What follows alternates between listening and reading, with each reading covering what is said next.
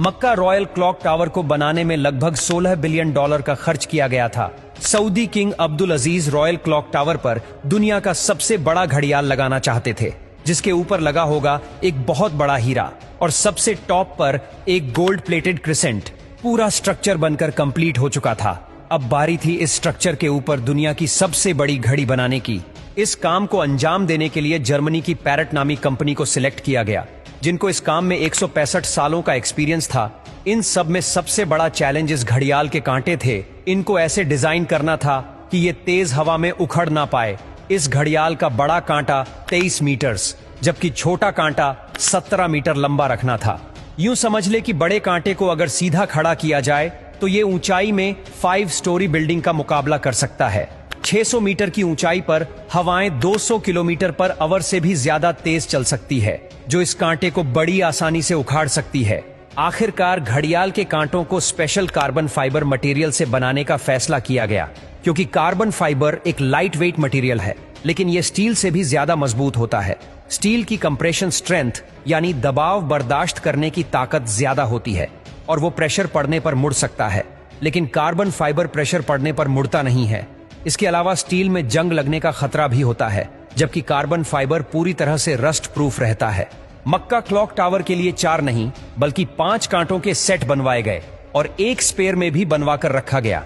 एक एक ट्रेलर में सिर्फ एक कांटा लाद कर इसे मक्का क्लॉक टावर तक पहुंचाया गया। ये कांटे इतने बड़े हैं कि इसके अंदर आसानी से चला भी जा सकता है। क्लॉक टावर के चारों घड़ियाल को चलाने के लिए अलग अलग मोटर है, जिसे क्लॉक ड्राइव कहा जाता है। लेकिन यहाँ पर भी एक एक्स्ट्रा क्लॉक ड्राइव पहले से क्लॉक टावर में इंस्टॉल की गई है, ताकि कभी खराबी की सूरत में फौरन रिप्लेस किया जा सके। इस घड़ियाल में एक मेंटेनेंस स्विच भी लगाया गया है, जिसे दबाते ही कांटे बिल्कुल सीधे हो जाते हैं और मेंटेनेंस वर्कर्स इसके अंदर जा सकते हैं। इस घड़ियाल के रंग को सिलेक्ट करने के लिए भी काफी सारी रिसर्च की गई। रिसर्च करने के बाद ग्रीन कलर की एलईडी लाइट सिलेक्ट की गई। ग्रीन कलर इसीलिए सिलेक्ट किया गया क्योंकि ग्रीन कलर में 8 किलोमीटर दूर से देखने पर भी टाइम सही से नजर आता था। इस क्लॉक टावर पर हैरत अंगेज तौर पर टोटल 20 लाख एलईडी लाइट्स लगी है। हर एक एलईडी एक दूसरे से 4 इंच के फासले पर लगी है। इन 20 लाख एलईडी को भी स्पेशली मक्का के गर्म मौसम को नजर में रखते हुए बनाया गया, जिसमें 1 साल से भी ज्यादा का वक्त लगा। अब बारी थी मक्का क्लॉक टावर के सबसे मुश्किल लेकिन खूबसूरत पार्ट को बनाने की। बिल्डिंग के टॉप पर एक क्रिसेंट लगाना था। ये क्रिसेंट 75 फीट ऊंचा और इतना ही ज्यादा चौड़ा भी है। लाइट वेट रखने के लिए इसे फाइबर ग्लास और कार्बन फाइबर को मिक्स करके बनाया गया, पर फिर भी इसका टोटल वजन 35 टन के करीब है। क्रिसेंट और घड़ियाल के ऊपर हीरे को बनाने की जिम्मेदारी जर्मन कंपनी रीवा को दी गई। जानकारी के लिए बता दे कि इस घड़ियाल को दुबई में बनाया गया और फिर बाद में उसे मक्का ट्रांसपोर्ट किया।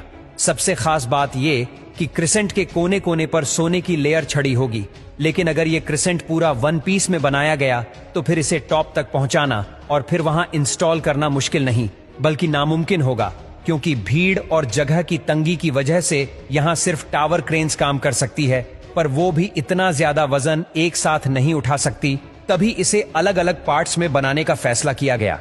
इस क्रिसेंट पर गोल्ड की लेयर चढ़ाने के लिए करीब 10 करोड़ मोज़ेक टाइल्स के पीसेस चिपकाए गए, जिन पर सोने की लेयर छड़ी हुई थी। हर एक मोज़ेक टाइल्स को बारीकी से बनाया गया और फिर इनको 2 बाई 2 सेंटीमीटर के ब्लॉक में काटा गया। ये पूरा क्रिसेंट भी दुबई में तैयार किया गया और फिर फाइनल टच देने के बाद इसे मक्का भेजा गया।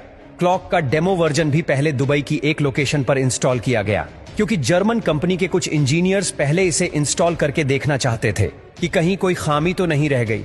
सारे मसले फिक्स करने के बाद ही इसे मक्का तक पहुंचाया गया। 600 मीटर की ऊंचाई पर क्रिसेंट की इंस्टॉलेशन भी एक बहुत बड़ा चैलेंज था, क्योंकि इतनी ज्यादा ऊंचाई पर टावर क्रेन्स इतना ज्यादा लोड नहीं उठा सकती। इस क्रिसेंट को 4 अलग अलग हिस्सों में ऊपर खींचा गया और एक हिस्से का वजन करीब 4 टन था।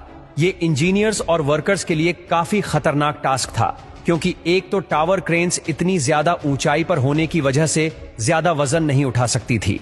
दूसरा, अगर इस प्रोसेस के बीच तेज हवा चल पड़ी तो पेंडुलम इफेक्ट की वजह से 4 टन का वजन डबल भी हो सकता है।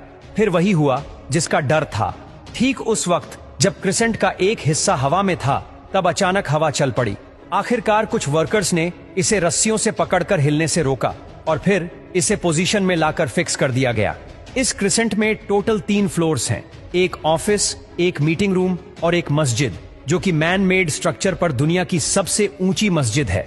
और अगर क्लॉक के एरिया की बात की जाए तो सिर्फ एक साइड की क्लॉक 16,000 स्क्वायर फीट पर फैली हुई है। $16 बिलियन की लागत से तैयार किया गया मक्का रॉयल क्लॉक टावर आज तक दुनिया में जितने भी स्काईस्क्रेपर बने हैं उनमें सबसे ज्यादा महंगा है।